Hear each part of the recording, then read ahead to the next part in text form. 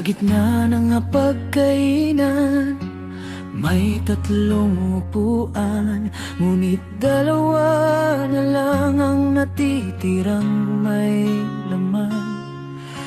Tinitingnan ang plato, walang ganang kumain, habang naririnig ang sunod-sunod na buntong hininga sa hangin. Dati-rati may tawa, may ingay sa sala, ngayon ang tanging boses na lang ay ang ating alaala. Mag-isang naglalakad sa madilim na pasilyo, nagtatanong sa sarili, saan ba ako nagkulang sa inyo? Iniwan niyo ang isa't isa, paano naman ako ang tanging bunga ng dating pagmamahalan ninyo?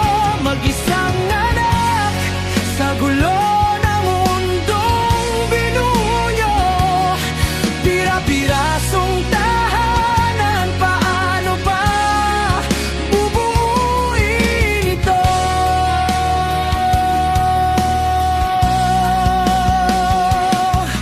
May kanya-kanya na kayong bagong sinisimulan, may bagong pinto na ring tuluyang pinasukan, habang ako'y naiiwan dito sa gitna ng labanan. Isang sundalong walang kalasag, walang kalungan. Kung hahatiin ninyo ang mga gamit sa bahay natin, sino ang kukuha sa puso kong gustong luhain? Kay nanay ba ako o kay tatay sasama? Paano pipili ang anak kung pareho kayong mahalaga?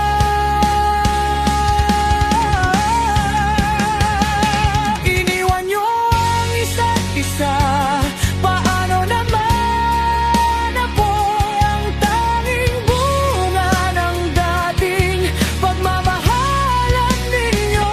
Mag-isang anak sa gulo ng mundong binuo nyo, pira-pirasong tahanan, paano ba bubuuin ito?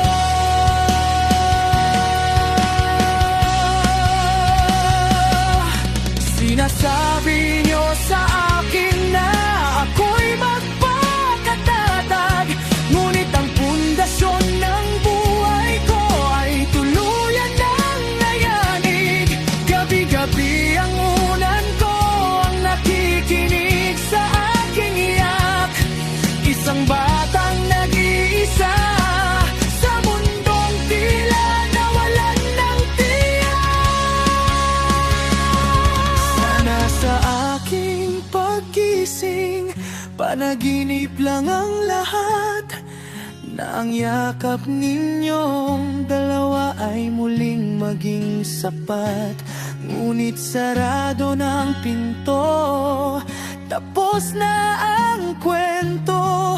Mag-isang anak na iwan sa guho ng